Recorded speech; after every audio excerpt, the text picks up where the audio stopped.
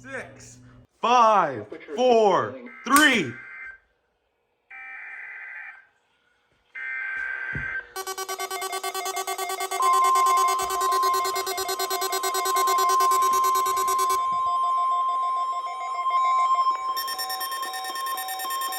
This is a test of the National Weather Service NOAA Weather Radio Warning Alarm System.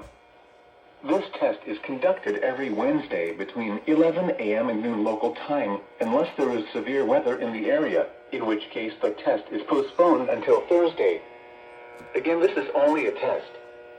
There is no severe weather in the area at this time.